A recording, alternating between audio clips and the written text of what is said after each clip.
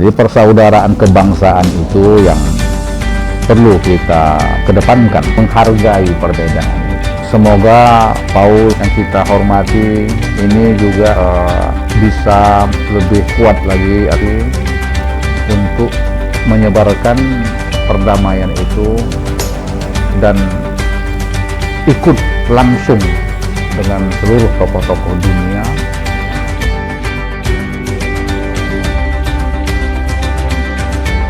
Salam damai para pencinta damai. Kali ini kita mau berbincang-bincang dengan Bapak Ansari yang merelakan waktu dan pikirannya juga untuk berbincang-bincang di pintu damai ini. Adapun tema kali ini akan membahas pesan Paus untuk menyambut bulan Ramadan dan Idul Fitri. Nah, hal ini mau kita coba gali atau memberikan insight lah atau pandangan dari Bapak yang terhormat yang hadir di sini. Kami akan mencoba menanyakan beberapa hal demi kebersamaan yang lebih akrab ke depan antar lintas agama ini. Namun sebelum memulainya, baik sekali kami menyambut Bapak. Terima kasih atas segalanya sehingga mau datang ke sini. Keterbukaan yang luar biasa menurut saya. Walaupun undangannya begitu-begitu aja, sekedar tidak ada surat formal dan semua itu melalui persahabatan aja, tapi dengan sangat mudah mengatakan siap demi silaturahmi dan kemajuan dialog antaragama, saya kira. Nah, sebelum kita memulainya Pak, saya mohon memperkenalkan diri kepada kita semua. Oh, baik, terima kasih. Nama saya Ansari, Ansari Yamamah. Sehari-hari sebagai dosen di Universitas Islam Negeri UIN Sumut. Dulu namanya IAIN. Sekarang sejak 2014 berubah menjadi Universitas Islam Negeri Sumatera Utara. Di samping sebagai dosen, saya juga aktif di beberapa kegiatan luar ya, termasuk di organisasi kemasyarakatan. Termasuk juga dulu saya aktif di forum kerukunan umat beragama.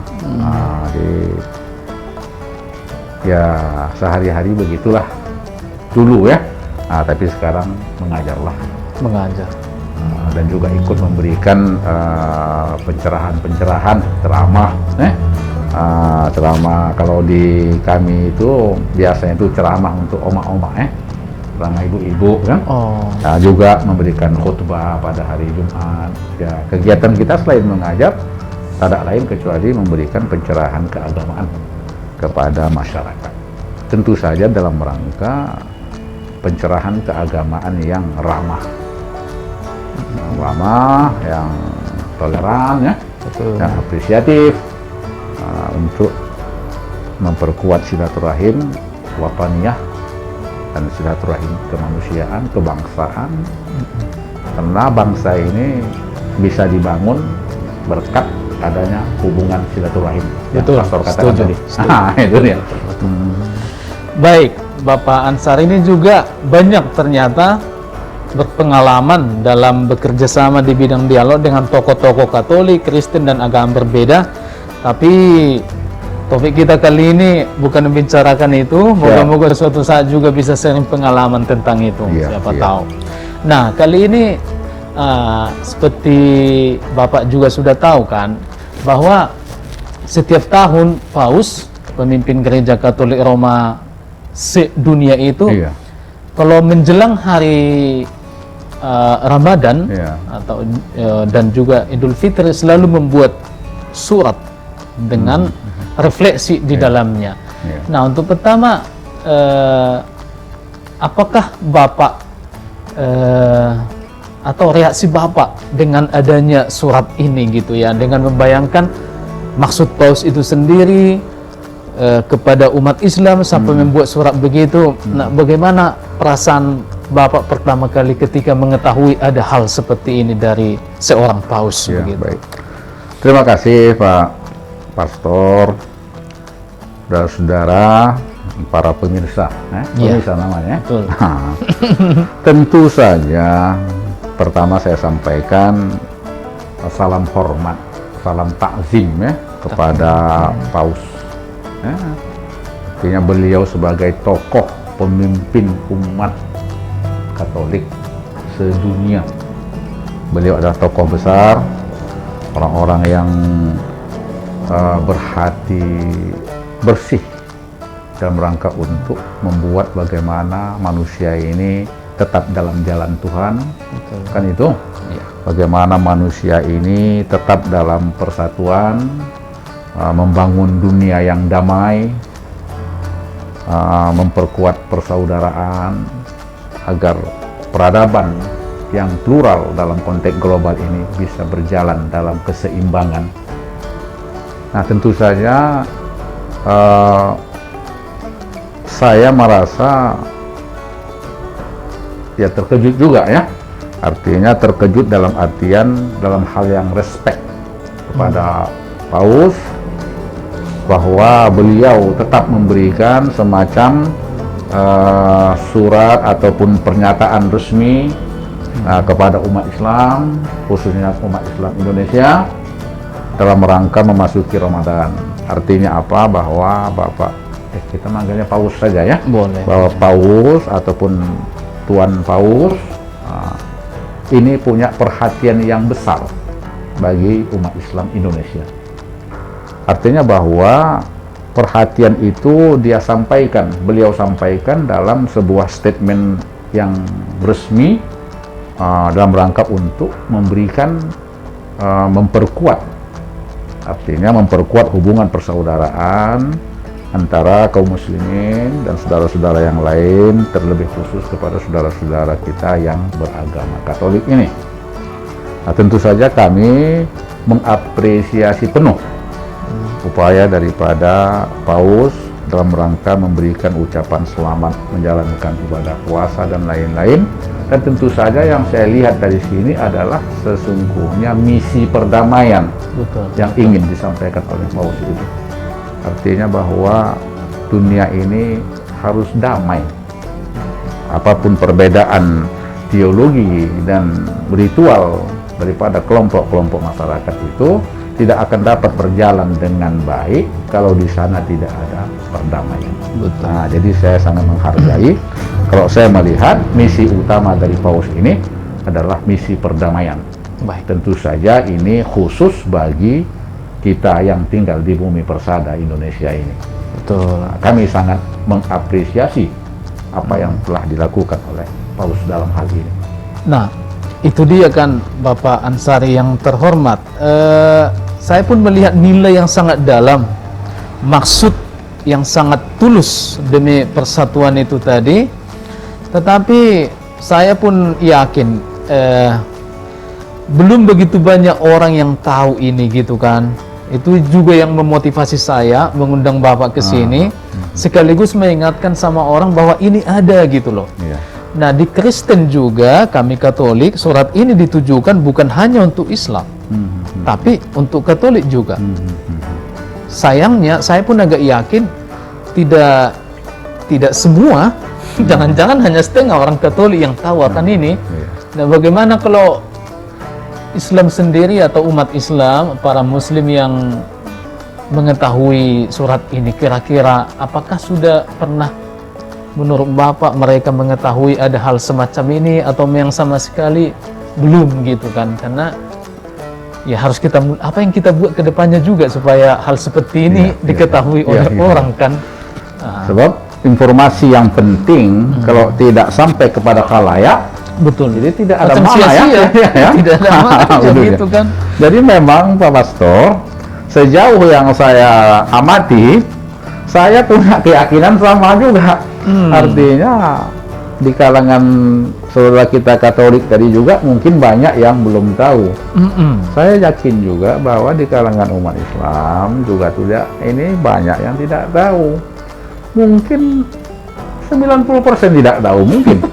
Sebab saya sendiri pun tidak tahu. Iya. Saya tahu karena memang ada info dari kita punya brother Iya, Andoko dan dari pastor.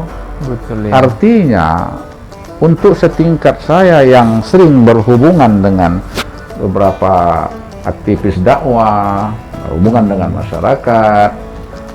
Mungkin juga itu kelemahan saya sebagai akademisi. Saya juga tidak tahu ini ada statement ataupun surat perdamaian yang luar biasa ini. Jadi kalau itunya yang Bapak Pastor tanya, saya yakin kebanyakan orang-orang Islam, tokoh-tokoh Islam juga tidak banyak tahu adanya misi ataupun statement perdamaian dari Paus ini. Nah, pertanyaannya nanti kan, what will do? What will we do? Kamu gitu. Apa yang harus kita lakukan? Karena ini masih penting. Betul. Artinya misi penting yang disampaikan oleh Paus. Nah, bagaimana supaya umat Islam juga harus tahu misi ini.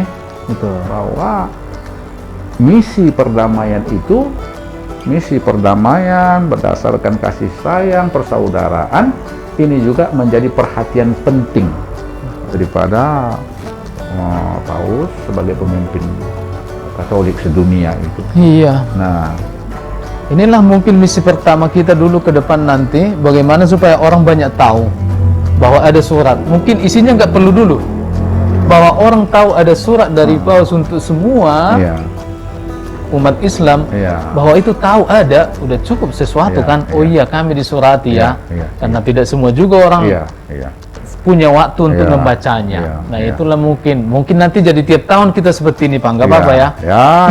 Demi untuk perdamaian, persatuan. Nah, terima kasih. Apa lagi mau kita buat di persada kita ini, Pak Pastor? Nggak ada artinya kita punya duit banyak, tapi kita tak punya keberanian untuk keluar makan-makan misalnya. Kalau situasi dalam konflik, rusuh dan lain-lain. Jadi banyak pun harta, kalau situasi rusuh juga tidak enak. Artinya banyak duit, situasi aman damai, kita bisa kerja, kita bisa silaturahim, kita bisa makan-makan, jalan-jalan, pergi beribadah dan lain-lain. Nah, ini yang paling penting saya bilang. Baik, terima kasih Pak. Gitu ya, Bapak sudah membacanya juga, mungkin sudah mendalaminya juga. Saya mau tanya sedikit tentang tema gitu ya. Temanya kan umat Kristen dan umat Islam menjadi saksi-saksi sebuah harapan. Nah, ini pun judulnya ini untuk saya membacanya, saya pun berulang kali supaya bisa memahaminya dengan baik. Umat Kristen, Katolik, dan Muslim menjadi saksi-saksi sebuah pengharapan. Mau tahu saja sedikit refleksi Bapak atau tanggapan setelah membaca surat itu dengan judul yang menarik ini. Silakan Pak. Saya melihat, pertama tadi ini kan misi perdamaian amat sangat menarik dan penting. Pertama, tentu Paus ada sebuah harapan besar, yang akan disampaikan oleh beliau kepada umat manusia lintas agama ini, terutama juga perhatian kepada umat Islam. Artinya Paus ingin, kalau saya melihat ini ya Pak Pastornya, Paus ingin menyampaikan bahwa perdamaian ini adalah proyek bersama umat beragama. Itu satu. Tidak boleh satu pihak mengklaim, kamilah yang paling cinta damai. Tidak boleh. Maksud tidak boleh ini, tidak bisa terjadi seperti itu. Dunia ini harus dibangun bersama-sama. Jadi setiap orang, setiap pemeluk agama harus ada satu mindset bahwa sama-sama kita ingin perdamaian ini. Nah, itu yang kalau saya tidak salah menangkap satu yang diinginkan oleh Paus itu. Tentu saja kalau kita lihat judul saksi-saksi sebuah pengharapan, mungkin ya barangkali kalau dalam pandangan umat Islam, kalau saksi-saksi ini lebih tertuju kepada misalnya dalam situasi sebuah peradilan perlu ada saksi, ada case ya. Nah, jadi siapa saksinya kan gitu nih. Nah, tetapi sejauh yang saya tahu, nanti kalau salah tolong diluruskan. Nah, kata-kata saksi ini kan akrab dengan bahasa-bahasa kalimat-kalimat dalam Bible. Nah, misalnya ada disebut tuh saksi-saksi, saya lupa ya. Yang sering saya dengar tuh saksi-saksi Yehova misalnya. Nama gereja. Itu sering disebut ya. Nah, jadi saksi di situ ya, saksi Jehovah. Tapi sebenarnya saya lupa ayat berapa itu. Di dalam Al-Quran juga Tuhan juga menyebut kata-kata syuhada, menjadi saksi, agar kalian menjadi saksi. Cuma saya lupa di ayat berapa itu. Jadi kita diperintahkan, umat Islam juga diperintahkan oleh Tuhan agar bisa menjadi saksi untuk mengatur kehidupan di dunia ini berdasarkan keadilan, berdasarkan rasa menghormati. Betul. Jadi sebenarnya kata-kata saksi ini sesungguhnya tidak asing bagi umat Islam. Ya, tapi tentu yang sering membaca Al-Quran lah ya. Kalau tidak jarang membaca Al-Quran, mungkin asing bagi mereka. Nah, bagi saya sendiri kata-kata saksi ini tidak begitu asing ya. Tetapi memang kita disuruh kita ini untuk menjadi saksi dalam kehidupan ini agar hidup ini bisa berjalan secara natural, damai, bersahabat, kompetitif, tapi tetap dalam persaudaraan untuk menegakkan keadilan. Nah, jadi makanya tadi untuk sebuah harapan, saksi harapan. Kalau tadi misalnya untuk keadilan, untuk kesejahteraan, untuk persaudaraan yang kuat, itulah barangkali mungkin harapan yang disebut oleh Paulus itu. Karena dunia hari ini sudah terpecah belah oleh ideologi yang sektarian dan sempit. Betul. Kenapa dunia ini pecah? Sebab sesungguhnya kalau saya melihat umat beragama tidak kembali kepada the original teaching of the book. Artinya kalau di kalangan umat Islam, kelompok-kelompok ini lebih senang mengutip pendapat-pendapat daripada ahli-ahli terdahulu. Nah, kalau sudah pendapat, kalau dalam agama Islam itu pendapat itu kan fikih. Ada syariat. Syariat inilah sesuatu yang kekal dan abadi. Berlaku universal. Tetapi syariat ini perlu ditafsirkan. Kalau dalam hukum Islam itu namanya fikih. Di fikih ini kan arealnya perdebatan intelektual. Nah, jadi kelompok-kelompok ini ya saya melihat mungkin juga di agama-agama lain ketika berpegang kepada pendapat daripada ahli, apalagi mazhab-mazhab, the school of thought misalnya, mazhab-mazhab pemikiran, kalau memaksakan pendapat itu, inilah yang membuat dunia ini semakin tidak nyaman, semakin ribut. Sebab ya tentu saja pendapat si pakar satu tentang hukum bisa saja berbeda dengan pakar hukum yang lain. Kan begitu? Ahli hukum. Nah, jadi tidak sama. Nah, yang saya khawatir itu kita itu menempatkan fikih, jadi misalnya, atau menempatkan tafsir pada level syariah. Ini yang saya katakan tadi, mengapa dunia ini hari ini banyak, katakanlah tadi, konflik dan lain-lain, karena kita tidak kembali kepada ajaran ataupun kitab masing-masing yang kita pegang. Kita lebih memegang tafsiran daripada kitab-kitab itu. Inilah yang saya pikir perlu ke depan bagi kita, ya misalnya kami umat Islam, perlu lebih arif, back to the book, back to the Quran. Begitu juga yang lain bisa rujuk kepada kitab suci itu sebagai sumber utama. Tidak seperti itu, tidak memaksakan tafsir itu. Satu tafsir bisa saja berbeda dengan tafsir yang karena lain. Pasti kalau yang original itu tadi di setiap agama pun saya kira jiwanya itu, rohnya itu sama karena berasal dari Tuhan itu kan. Iya, benar. Nah, kita akan semakin dekat dan semakin bersatu. Tapi kalau udah tafsiran pemikiran manusia yang kita ikuti tentang itu, itulah yang membuat kita semakin berjarak, terpecah atau berbeda-beda.